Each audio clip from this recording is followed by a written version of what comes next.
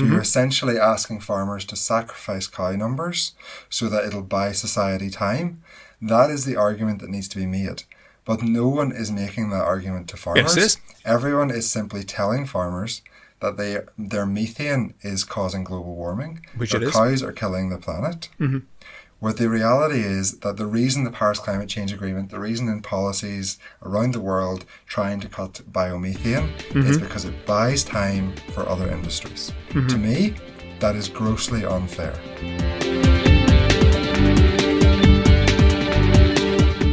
This is Here's How, Ireland's political, social and current affairs podcast, presented by William Campbell.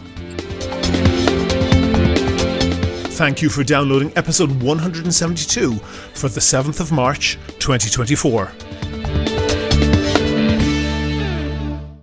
In the world of what used to be called PR, these days they call themselves other things, information management or whatever. PR has PR'd itself.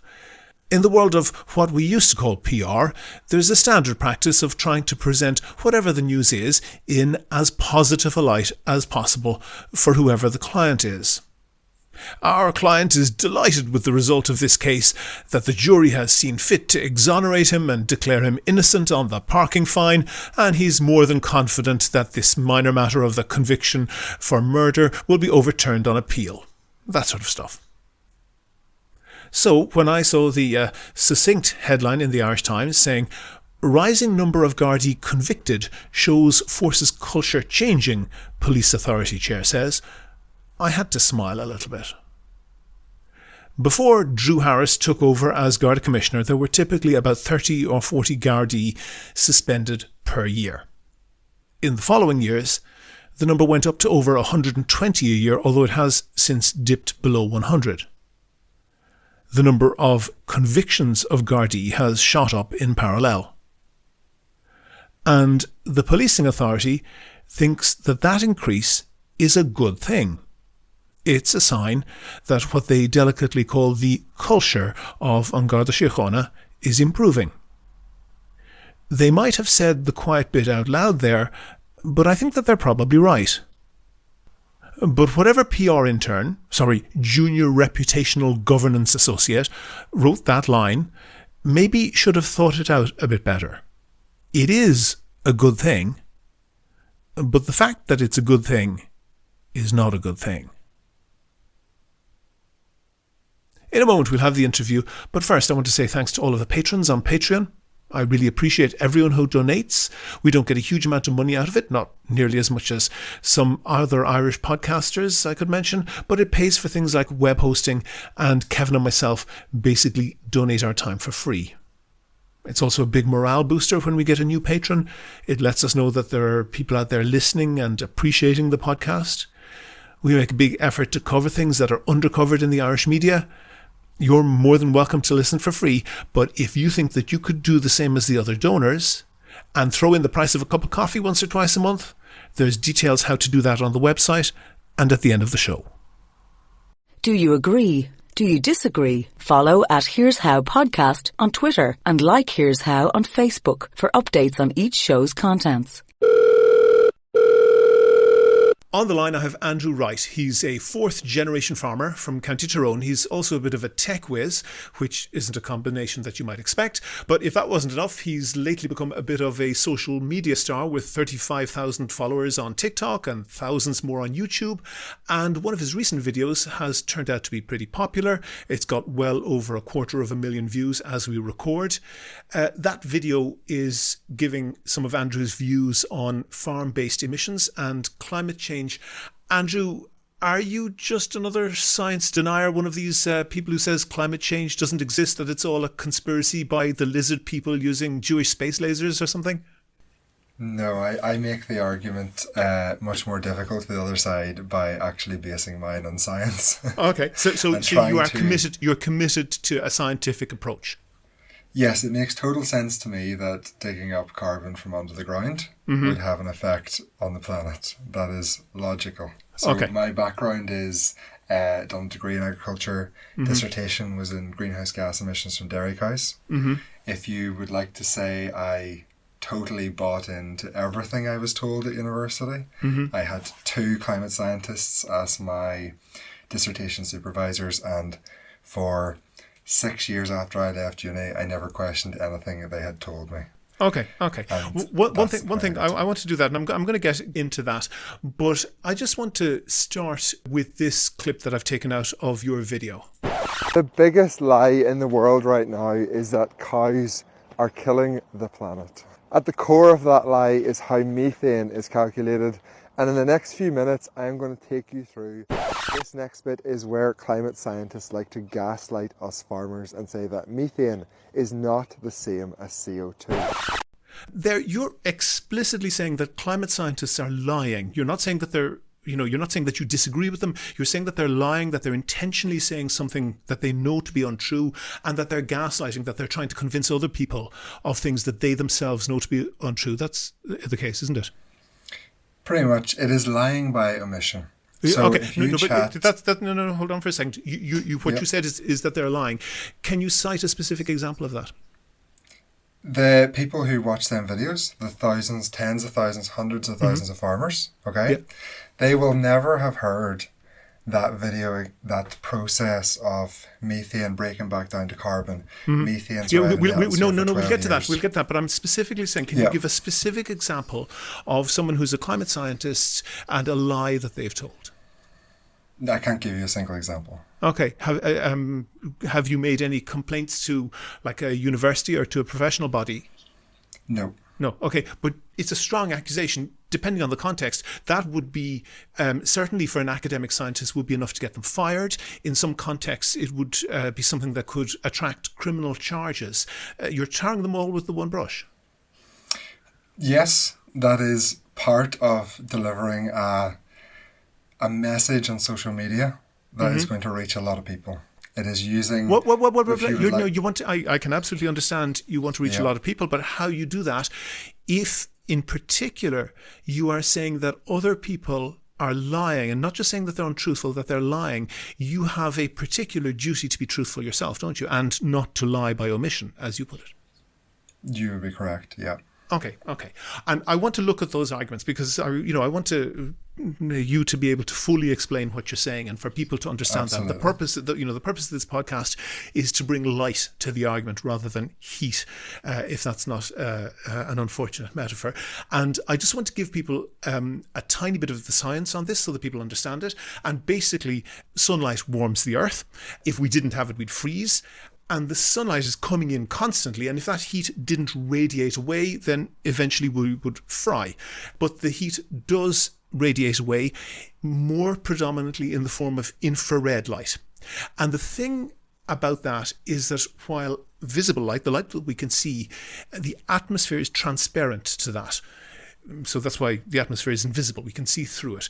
But some gases, notably CO2, are not transparent to infrared light. Infrared light is blocked by CO2, so it blocks the energy from bouncing back out into space again. So basic physics would be that the more CO2 you have in the atmosphere, the more of the incoming energy will be trapped and not get out. So the planet warms up, and that can have drastic effects on rain patterns and on the strength of tropical storms, and could make the planet uninhabitable for humans. And from burning fossil fuels in the past 150 years or so, we've gone from 280 parts per million of CO2 in the atmosphere before the Industrial Revolution to 423 today as we record. I looked it up. But the one thing is that CO2 is not the only gas that traps heat, and methane does as well. Methane is basically the stuff coming out of your gas cooker. That's natural gas. And the good news is that there is vastly less methane in the atmosphere compared to CO2, about 1.7 parts per million compared to 423 parts per million of CO2. So it's far, far less. But the bad news is that methane is much more powerful at trapping heat than CO2, about 100 times more powerful than trapping heat.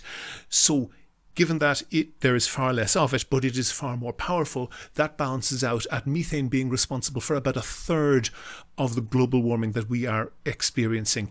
And that's why methane is part of the calculation of emissions reductions, although it doesn't get in the headlines quite as much, but it is calculated in there, particularly for emissions reduction targets.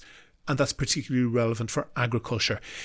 That's the science. Is there any of that you would disagree with? Okay, right. No, we can move on from that, but I just want to establish: is there anything there that you don't agree with? Fundamentally, no. Okay. And then I will allow you to expand on it, but I'm going to play another excerpt from your video just to allow listeners get the feel of what you are saying. Let's take 10 carbon atoms from the air and follow their journey through one of my dairy cows. Grass uses photosynthesis to pull carbon out of the air and store it as energy in the form of carbohydrates and proteins. One of the 10 carbon atoms will leave as meat and milk, which is then consumed as food by us humans, and we emit the carbon as respiration. Another 2 of the carbon atoms are emitted as respiration by the cow, also not counted as an emission. The bacteria inside the cow's rumen takes the remaining 7 carbon atoms and converts them to methane, and them 7 methane atoms have 96 times the global warming potential of 7 carbon atoms. However, over the next 12 years, them 7 methane molecules that enter the atmosphere will break down into CO2 and water, completing our cycle. What this means is, if you have a stable number of animals, like this farm has for the last 12 years, as you emit the 7 methane molecules, 7 more that you emitted a decade earlier have just broken down back to carbon to be reabsorbed by the grass. So the net effect of the methane molecules emitted by my cows on global warming is zero. And yet, in all the carbon calculations, them methane molecules are accounting for over 70% of my farm's emissions. Is that a fair summary of what you were saying there? It is indeed. No unfair editing. Okay, no, okay. Go ahead. I will. So you've had quite a bit of a monologue. Mm-hmm. So if you would go right allow ahead. me. Okay, so I want to come back to your first point about the language I was using the word gaslighting. Okay. Mm-hmm. The important thing for people to understand is, if you want a video to reach the audience that you're seeking to reach, mm-hmm. okay, you have to come across with strong language. Mm-hmm. I understand if people watch that video who maybe were climate scientists and they felt like that was an unfair characterization. That is absolutely valid. And if I met them in person, I would apologize to them for saying that. Okay. But it has a purpose. The purpose is it encourages engagement, mm-hmm. and it means that the core message, the point of the video, gets out there. So the point of the video was are you essentially defining clickbait? Yes, exactly. Okay, well, that's very honest of you. What it is. Yes, absolutely. So the point of this mm-hmm. is the core message of the video was not to say that climate scientists are gaslighting farmers. The core message was around the clip you just played, mm-hmm. around how methane was calculated. Mm-hmm. Okay? Okay. So we can come back to that, and we'll do. That's okay. I am going to take you through the steps which I listed in that little bit you played of my clip. And at each step, if you have anything you'd like to challenge me on, we can stop. I will skip straight to the challenge. Okay, absolutely. Go ahead. There is one word in there which you say, if the number of animals is stable. Correct. And to me, that's very important. That's about equivalent to saying that if you were locked in a cage with a hungry tiger, that wouldn't be a problem as long as the tiger wasn't hungry and you weren't locked in the cage with them. Because that's just excluding reality from the definition, because the number of animals is not stable. And in particular, the amount of meat consumed on the planet has quadrupled in recent decades. It is absolutely exploding. Okay. And we'll stop at each point. We'll stop at each point. Well, let me list them out, and then we can go back to each one. So number one, the amount of meat being consumed on the planet is exploding. Number two, the leading point of that curve was the West, us. And our meat consumption, maybe about 100, 150 years ago, over the last 100, 150 years, has shot up. Asia and Africa in particular are trailing in that, but most certainly following. And there is a load of methane in the atmosphere, which is created by the huge amount of animals that are produced for meat, notably beef, to supply people mostly in the West. And that load, as you are saying it, the load to supply the West, I think what you're suggesting is that it is not currently increasing. Right. No. Which is a little bit like saying, my house is on fire. The fire brigade come along and say, well, yeah, it's on fire, but it's about the same amount on fire as it was an hour ago. So that's stable. So sure, that's grand. That is totally unfair characterization. So go ahead because and put your point. I made it extremely clear in the video that it was in relation to my farm. I also made it extremely clear that for this to be true, it required a stable number of animals. Okay? And one of the common tactics used by climate scientists, by politicians, is to refuse to just focus on a simple scenario and instead divert the argument to an area where they know they can win. So by putting that video out and focusing it on an extremely narrow-banded argument of methane from my dairy farm, okay? That is the argument I made, and that is the argument that we should discuss. Now, you say about animal numbers increasing. I am from Northern Ireland. Northern Ireland is doing a national inventory to reach its net zero targets, and that inventory is conducted within Northern Ireland, okay?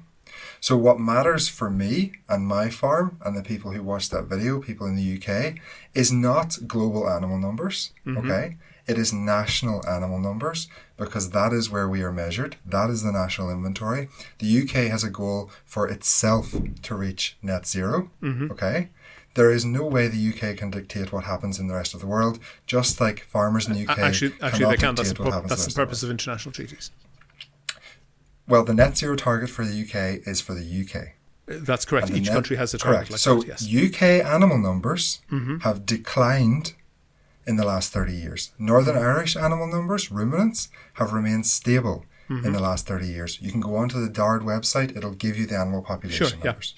The cows on my farm have remained stable. Across history and across geography, they are stable at an extraordinarily high level.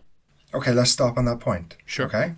Let's pause there, because this is a very, very complicated argument. And if we try to get too complicated, no one's going to understand anything we say. Okay? Net zero is the goal to prevent further warming.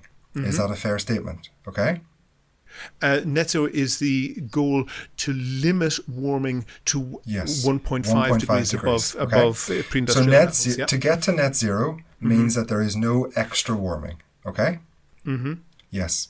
So my cows, doesn't matter what the number of cows are in the planet, if the number of cows stopped growing today, then you could say that the methane emitted from cows is effectively net zero, because there is no extra methane. So my cows, the cows in Northern Ireland, so the cows in the UK, I should have said one thing, Andrew, on my science bit, that unlike carbon dioxide, methane has a relatively short life in the atmosphere. So it is natural gas. So it oxidizes, and essentially what it'll do is it'll turn into carbon dioxide and water. And obviously there's an element of global warming with carbon dioxide, but it's only a very small fraction of what methane does.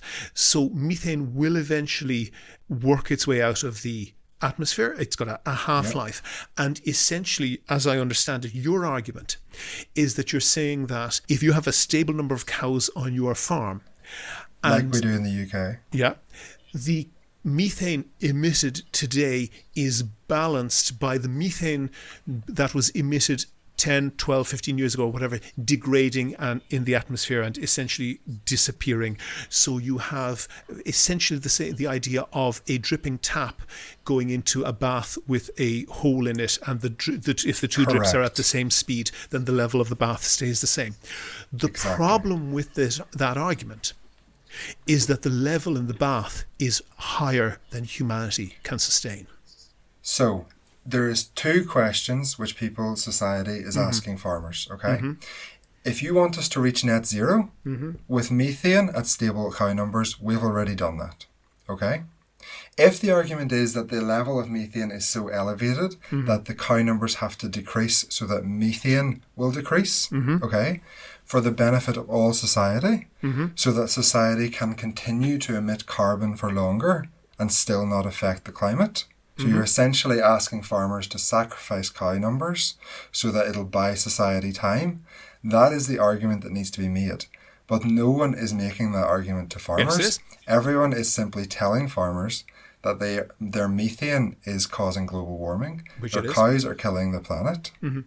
Where the reality is that the reason the Paris Climate Change Agreement, the reason in policies around the world trying to cut biomethane is because it buys time for other industries. To me, that is grossly unfair. Okay, so essentially what you're saying is that proportional to the size of the economy or to the people who benefit or whatever, agriculture is a gigantic contributor to what's called CO2E. That E means equivalent. So essentially what they're doing is that I'm sure you do, Andrew. I want to make sure that the listeners, we have intelligent listeners, but I want to make sure that they're up to speed on that. So that CO2E measurement is essentially adding methane into the mix at the level that it creates global warming. And the point is that farming was first to the table to start gorging itself. And you're saying that on essentially using the atmosphere as a landfill, as a dump, externalizing the environmental cost. And you're talking about methane emissions from animals. Hold on for a second. There is a mix of reductions which has to be realistic and which is, even as it is incredibly ambitious and very difficult to achieve in order to even come close to the limiting global warming. The amount of reductions that would need to be imposed on other sectors are just impossible if farming is exempted from them. And you are correct. And by the way, it's also true of carbon dioxide. Carbon dioxide is weathered into rocks in a process that takes millions of years. So it's much more stable than methane. But you could potentially argue, well, the carbon dioxide will eventually be weathered out of the atmosphere. But the problem is, in the long run, we're all dead, and we'd be dead much faster if we don't do this. And I can understand what you're saying, that the drip of methane into the bath is equal to the drip of methane out of the bath, and that the water level is stable. But the problem is that water level, that temperature that is given by that amount of emissions in the atmosphere, is higher than can be sustained by humanity. Okay. And it was elevated by the enormous expansion in meat production that happened in the last 100, 150 years. So essentially you're saying, it seems to me, that you have some sort of right to that, or that you can continue to sustain that, and that others can't. And you focus very heavily on your individual farm. The problem is the atmosphere is not limited to your individual farm. And if you are asking, so the meat consumption around the world, the Western world that Ireland and Britain and the United States are part of, are absolutely exceptional compared to the rest of the world. The typical amount of meat consumption per year is about 150 kilos in the developed Western countries. So it is about 60. Hold on for a second. Confusing. It's about 60 kilos average worldwide, and you get to poorer countries in Africa and Asia. It's down the poorest countries at about 8 instead of 150 kilos. Are you saying Well, would you agree, first of all, and I'll hand over to you then, would you agree that if per capita meat consumption in Africa and Asia increased to Western norms, would you agree that would be absolutely unsustainable? It would have an impact on global warming. The definition of unsustainable is very fudgy. I don't know whether it would or not. Hold on for a second. You've got people who eat maybe 10% of the amount of meat. Billions of people who eat maybe 10% of the amount of meat. This is getting too vague, and this is where arguments descend into nothing of use for anyone. Okay, is the amount of meat consumed You've by... You've had another Go long ahead. Okay, and there is no point. The reason why I try to keep the argument simple is so that the issue can actually be addressed. So let's keep the argument simple. I'm not doing it to try to get away from what I said. The video was a simple argument. So let's stay focused on that. Okay, you have agreed with the facts that I presented in the video, which is the idea of a tap dripping in and dripping out. In my video, I said 10 carbon atoms in, 10 carbon atoms out. Okay? Yeah. Your point about the increase in livestock numbers adding methane to the atmosphere, which has warmed the planet, 100% valid. Okay? Totally logical. Correct, yes. However, net zero is about limiting warming. Okay? So then you will agree that if the animal numbers globally stayed exactly where they are, okay, in 12 years, methane from ruminant animals would effectively mean they were net zero. No, it would not. Sorry, no, that's not correct. So, right, okay, let's go back. Let's address this again. If the animals globally stabilized in their numbers, so they did not increase, they did not decrease. 12 years from now, the half-life of methane, the methane emitted from animal ruminants, okay, would mean that they have effectively reached net zero. As in, the methane emitted today is replacing the methane emitted 12 years ago. It is not contributing to a further increase in global warming. Yes, but the current rate of increase is unsustainable. Because animal numbers are increasing. Yes. So and the because point I'm caveating here, this is, listen again, I'll try once more. Go ahead. Stable animal numbers. Okay? Globally. They're globally. Yes. Right. We're doing a little exercise here in hypotheticals. Yeah. Okay? Yeah. Stable globally would mean stable methane levels. That's correct. And stable methane, that would essentially mean that methane from animals have reached net zero. Because net zero is there is no increase in warming. No, that's not correct. Okay, explain that to me. Your science is flawed there. Because we have, just by this explosion in meat consumption in the West, define net zero. Define net zero. No, I'm not terribly concerned with net zero. I'm concerned with... but that's literally the question that I'm asking you to compare stable animal numbers. Net zero by 2050 is to limit global warming by 1.5%. Yeah. Okay? The point of net zero is that the amount of carbon we put up matches the amount of carbon we take down, and therefore humanity's effect on the climate has been limited to 1.5 degrees of warming. No, that isn't correct, because the heat is to a significant degree cumulative. So that there's two problems with what you're saying. There's a political, social problem. There's two problems with what you're saying. One is a scientific one. It's just maths that you're not correct, and the second one is a political, social problem. And I think the scientific one is actually less interesting, but I'm more interested in the political, social one. But the scientific problem is that is a level of methane that is far higher than the pre-industrial level. And that will continue to trap more heat than the pre-industrial level of methane did, because it's more methane. Because the Western world, and which is only about 10% of the population, vastly increased their consumption of meat, and that created, you're correct, a step change. So it was a step change in the level of methane in the atmosphere. That's the scientific position. The political social one, which is much more interesting, I think, and relevant, because we can change it. We can't change the science. We can't change the society and politics.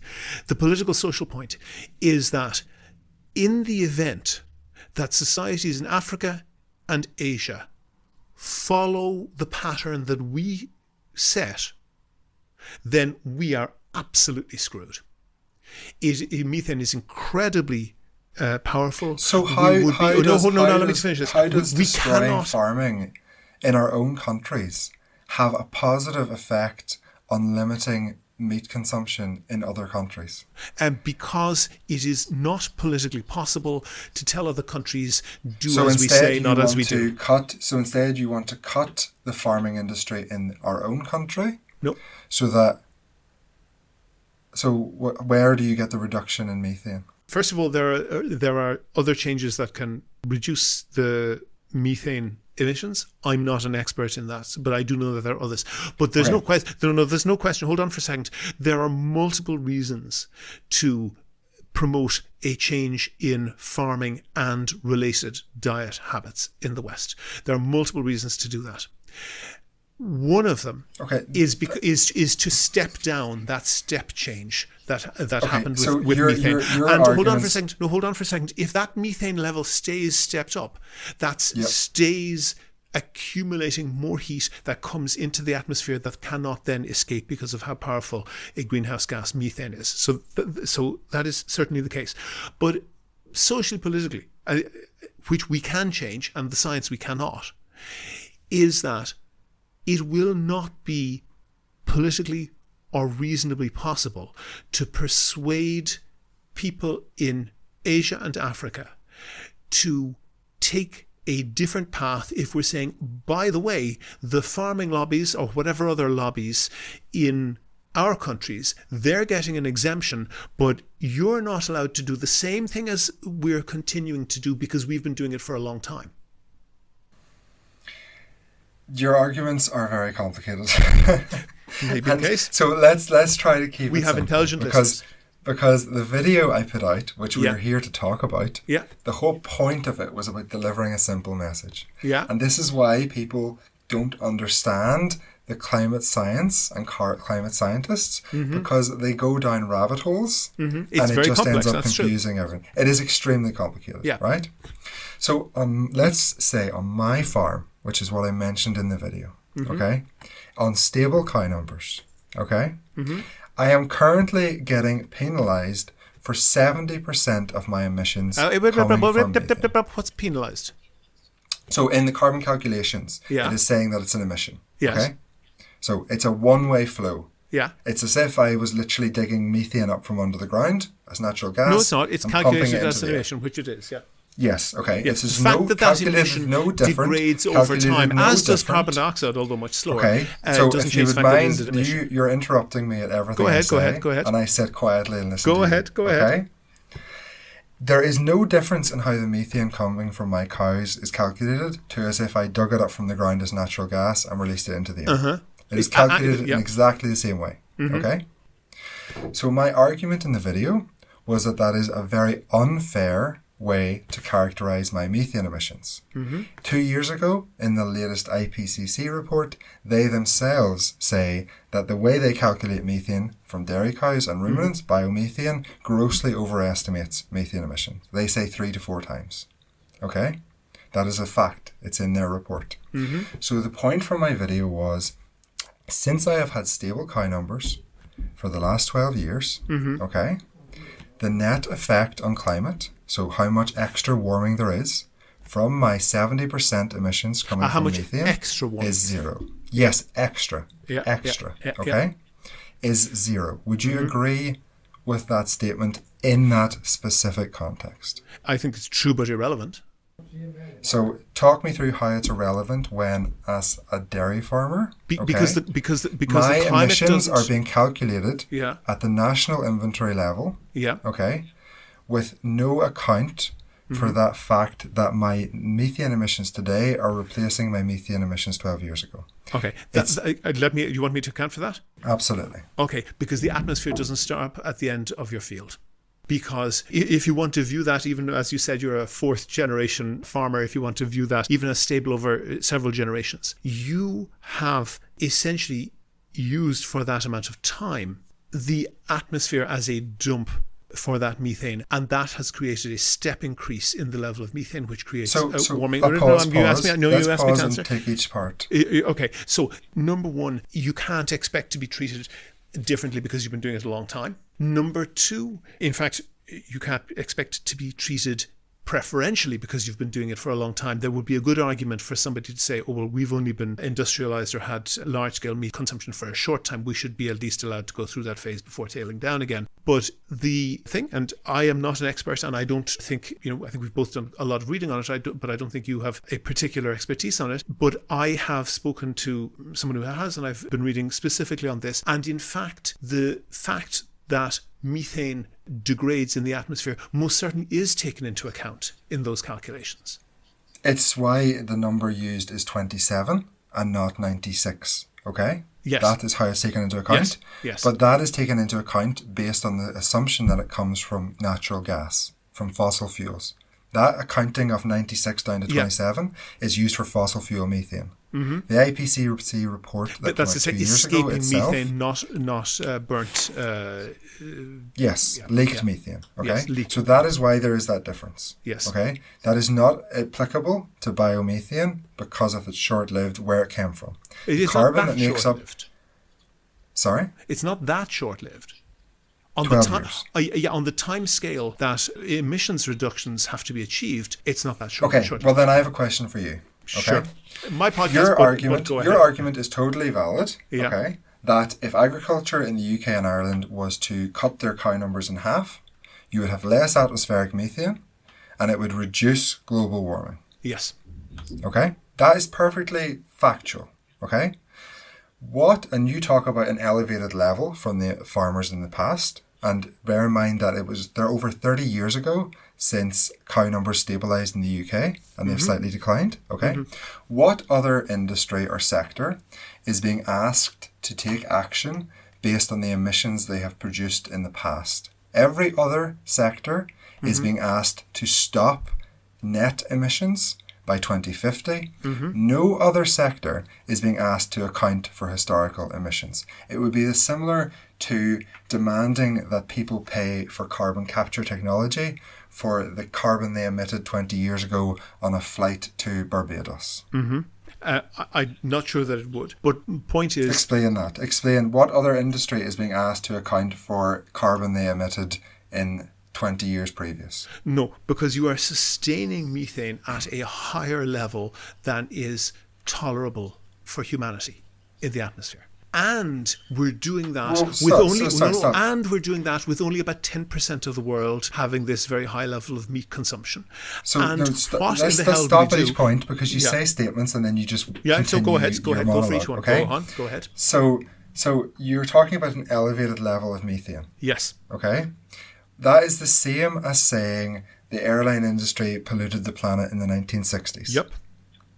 What other industry is being asked to take action based on historical emissions? Okay, I hear what you're saying, and as I understand Can your you question, name another industry? You're rhetorically making the point that farming is being treated differently. You don't, be it on Radio Ulster or BBC or RTE, you don't have to have the radio turned on for long at all before you get a farming spokesperson who will be saying very forcefully that farming should be treated differently to every other industry and should not be counted the same as any other industry. So I'm not sure that that's a valid argument that the farming industry why would is like that to not a stand valid over. argument? Well, to begin with, agricultural subsidies, which were what actually generated this. That's no problem. What do agricultural subsidies do? What do they actually do? Well, I'm not going to get into that. The bottom point is, I actually don't. I don't. The bottom line. So what other industry the bottom is line being is asked? that the agricultural leaders, farm leaders, have for a very long time insisted that farming should not be treated like any other industry. So, I am not responsible for what they have said. True. Let's get to this point. However, you do benefit from that, and farming does benefit from that. And I think that the social contract is there. Remember at the start of this interview, you asked me some questions, and I gave you very direct, clear, honest answers. Very good, yeah. Okay, and I have just asked you, can you name any other sector which is having to make amends for elevated emissions in the past? Yeah, I don't agree with that characterization, but I would freely admit that agriculture has to be treated differently. Because why were we being treated differently? Because of two things. Number one, it is not credible or sustainable, or it's just not going to happen politically, that we could have a different treatment for farm and more advantageous treatment for farmers in the West than the rest of the world. And the rest of the world is going headlong following farming. We are not asking to be treated differently. We are being treated differently. We are asking to be treated the same. So you have, and this might take me a few minutes, so please bear with me. Go right ahead. You have made a very valid argument that methane is higher than it was 100 years ago. Yeah. And that has a big effect on how much the planet has warmed. Okay? If politicians can cut that methane, they can effectively roll back on climate change and cool the planet. That is the unique thing about methane, reduce the because it has a short-lived. Yes. Okay?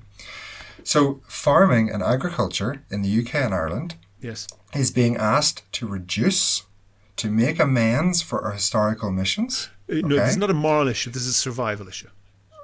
Okay.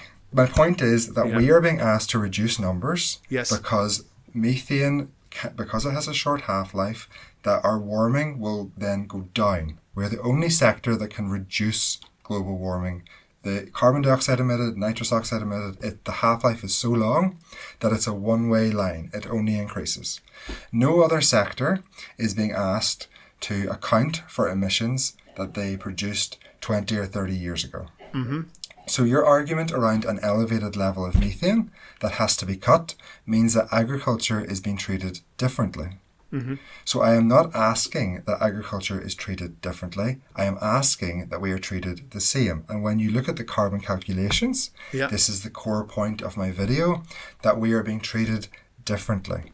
Okay, that the calculations used for agriculture are not real. Okay, it's not a real emission. I will let that stand as a point, but agriculture is also being treated differently in that it is being asked, at least in the south, in terms of the climate action plan, to generate a 25% reduction, whereby other sectors like transport, I think, is 50%, and other sectors like electricity generation is up to 85% reductions. The methane emissions, as you say, are a substantial part of the agricultural measurements. 70% for my farm. That's fine. There is a lot more as well. It's 70% of a gigantic number. 30% of the gigantic number is still pretty gigantic. And off that 30%, sorry, just pause. Off that 30%, my business will sequester between 10 and 15% of that. So you're left with about 20 to 15%, 15 to 20% of my calculated emissions that are actually increasing global warming. I'm not sure that calculation works. That is... But hold on for a second. Sorry.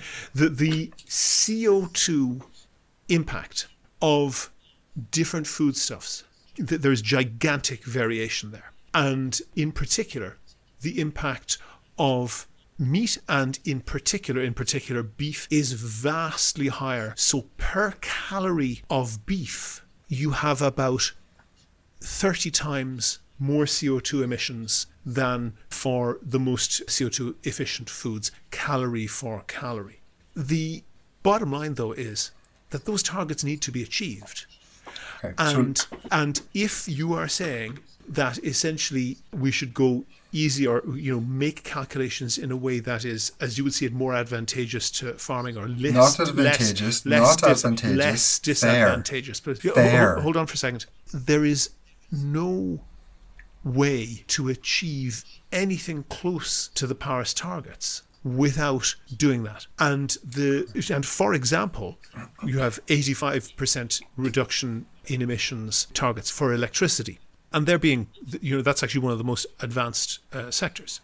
After a while, you can't go any lower. Potentially, I don't think it's possible, but the absolute, even the maximum potential for electricity would be another 15%. And that's just not big enough to allow us to say that Yara should go on to farms or whatever. And the point is that people, for example, like Michael O'Leary and Ryanair, will say, sure, we're only 1%. But the problem is that everybody's only 1% of emissions. And there must be a realistic way that can be achieved. And if not that, then what? Okay, so everything you said is true, 100% correct, okay? And this is why I used the word gaslighting in my video at the start, okay? Because you have just admitted what people don't ever want to admit to farmers. That is, we are the ones who are going to be cut. Our animal numbers are going to be decimated. In Northern Ireland, it's an 86% reduction by 2050, okay? Because the only way... 86% reduction 86% reduction in animal numbers. Of animal numbers? Yes, that's the Independent Panel on Climate Change. That's what their analysis of the current policies resulting in 86% reduction in animal numbers, okay? Agriculture and farmers are being sacrificed so that the rest of society can reach net zero by 2050. So like you said, you can only go so low in the energy grid. You can only go so low in aviation. There's always going to be a need for carbon. Yeah. Okay? But not quite as much as there's going to be a need for food. Correct. And I don't understand the illogical stance that the government is taking around food security. So you're referring to the British, referring to the British government. You're suggesting that they're going to achieve those targets by basically not having enough food for people. They will import it and then therefore reach net zero but import more food. That is already the direction of travel. Or you could grow different things. No, we could not grow different things. Most livestock is farmed on land which is not suitable for arable crops. Where I farm in Oma would be considered good agricultural land. No one in this area grows crops because it does not work. Okay? So the only crop we can grow, the very, very few crops. It's maybe like 1 or 2%. Okay? Okay. And the reason is that what we grow here is grass. That's all we can grow. Because we get such high rainfall totals. Yeah.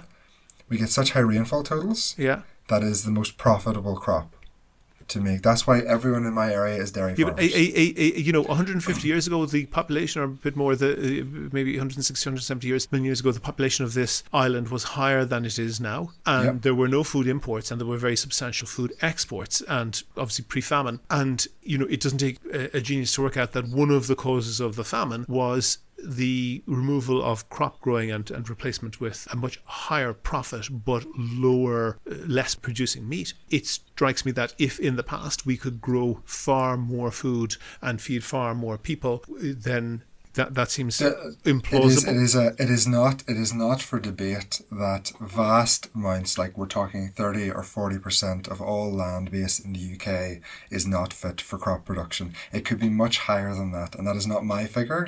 You can go and Google it. Whoever's listening can go and Google it. There is a reason why farmers farm what they farm. Okay. If I could farm arable, I would farm arable. Okay, I don't want to target your particular business decisions. That's not the interest on this. But my question was, this is a proposal to create the solution to come up with an amount of carbon reduction sector by sector, industry by industry. If not this, then what? So fundamentally, I am not asking that agriculture's carbon is just ignored, okay? What I am asking is that it is accounted for fairly. It is not accounted for fairly. Okay, so are you objecting to the sums or to the outcome? Yes, if it was accounted for fairly and at the end of the day the same reductions were required, you'd be happy. It is not accounted for fairly because as I've described to you, UK stable animal numbers, 70% of my emissions from methane, it has no net effect on global warming, but everyone just ignores that fact because it benefits them to do so. Okay, I will not rebut again that, but to move on very slightly, you say, and I believe you, that you are a believer in science and the real world, and you're not going to be saying Australia is fake and that there's an ice wall around the flat Earth anytime soon. To be clear, I am a massive science nerd. That should be obvious from the fact I have a technology business. Yeah, but the point is, and you mentioned clickbait before, the point is, if you look at the actually many thousands of comments on your video, they are a carnival of conspiracy theories and climate change denial. That is completely an unfair characterization. You're going to force me to. You can pick out 20 or 30 comments out of it. Okay, then I'm looking here. Carbon but you're picking out contributing to global comments. warming is the biggest con in the century. People are always going to say that. Yes. This is the reality of the world we live in. No, it's not. That is fantasy. Yes, it is a carbon emission contributing to global warming is the biggest con of the century. Absolutely. You say that carbon emissions do not contribute to global warming. No. That people are always going to say that. I don't agree with that at all. Oh, okay. But I am not responsible for what someone comments. Andrew, you are clearly, an intelligent and well-educated person, and you're clearly fit to be. So I don't understand. Explain to me your argument that someone's comment on the internet is somehow related to me. No. I'm saying that taken as a whole. Was there anything I said that was not factual in my video? Yes. What? You said that climate scientists are lying. Okay, fair. I'll accept that. That's 100%. Was there anything about the science and the numbers which I said which is not correct in relation to climate change? You mentioned lying by omission, and you said that animal numbers are stable, the point of the video, and if you only count on your farm, but climate change doesn't only happen on your farm. But I know. Pause for 1 second because you're trying to insinuate. Listeners have heard about that, and you have answered that. Let's pause for 1 second. Okay. You're trying to insinuate that what I said is not factually true. Let's focus on the bit where I talk about the carbon calculations in relation to climate change. Yes. Everything I said in that video is factually true. And true but misleading in the sense that you're limiting. In what way? Did I say that it had to be stable animal numbers? True but misleading in the sense that stable animal numbers are not an option that are open to us. But did I make it clear that these calculations are relying on stable animal numbers? Not to most of your commentary. Explain to me how I didn't. If I have literally said you said that stable, in the video. and did I say methane is 96 times? At the beginning, you revised your complaint against climate scientists to saying that they were lying by omission. And I did not say that. A single in a 3.5 minute video, a single word word stable, saying stable animal numbers, on which the entire thing relates. If you look at the comments, it's very clear that there was no substantial understanding that your argument is predicated on that and rests solely on that. I completely disagree. I made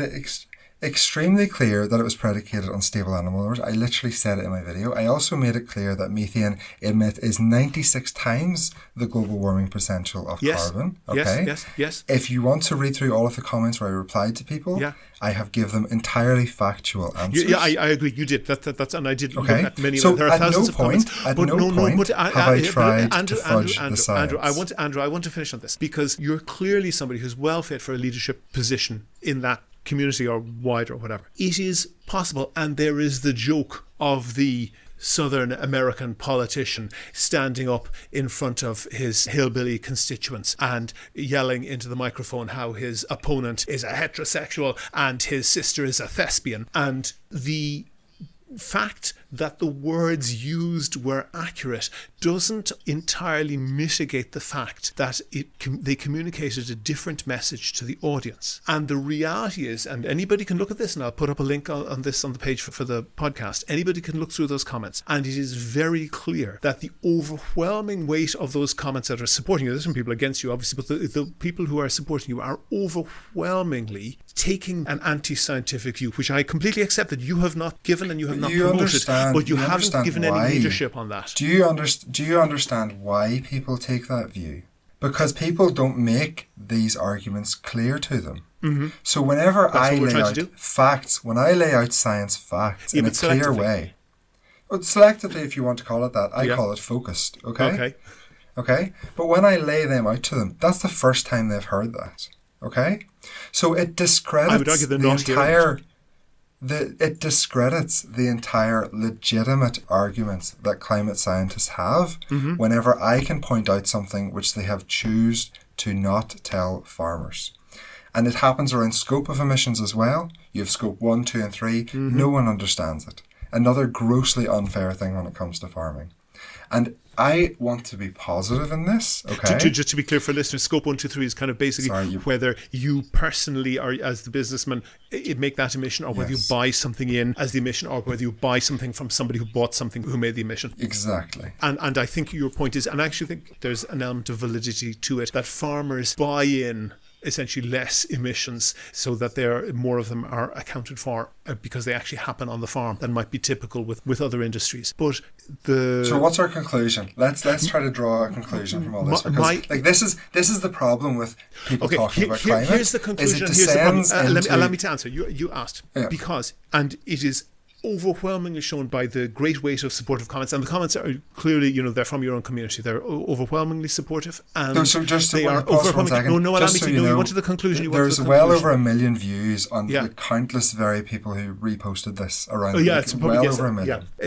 Just on your account alone, I'm looking at it here. It's about 260,000, more than 250,000. But my point is that you're correct. There's a degree of sophistication to a message which doesn't always get through to people, and I'm not sure that is the fault of the people who are trying to communicate. It absolutely is. And it is. I think it is sometimes, but you have to be. You have to give people what they can intake. But if you were to reduce what you're saying down to one of two alternatives, whether it is we need to change or we don't need to change, the message that was received, regardless of what you said, the message that was received by your largely farming audience is we don't need to change. They're all against us. So you've boiled it down to we need to change or we don't need to change, okay? What I'm asking for, and the point of that video, and what all of the comments in the video really want, is to be treated the same as every other sector, to have our calculations reflect the reality of how much carbon we are actually putting into the air that affects global warming potential. And the way agriculture is being treated, and the way methane is calculated, is grossly unfair. And it is done on purpose because if agriculture reduces emissions, it buys society time. I absolutely understand that. I understand the motives behind it. I understand why it's done. But if you were a farmer and this was your livelihood, which your family had done for over 100 years, you too would feel like you're targeted unfairly. Andrew Wright, 4th generation farmer from Omagh in County Tyrone and growing social media star. Thank you very much for talking to me. Thank you for having me. Go to the website for sources and references from the show. And while you're there, you can like the show on Facebook, follow the show on Twitter at Here's How Podcast, and follow Andrew Wright at Farm Theory NI. And get in touch if you want to suggest a guest or a topic for a future show. Thanks again to all of the patrons on Patreon. It covers the cost of keeping the podcast going. And if you could throw in the price of a pint or the price of a cup of coffee or even the price of a curly whirly once or twice a month, please do go and sign up at patreon.com/here's how. That link is on the website. Also there you can find out how to subscribe to the podcast for free on your computer, on your phone or by email. All that information is at www.here'show.ie. The Here's How podcast is produced and presented by me, William Campbell. The co-producer is Kevin Wolf. Thank you for listening.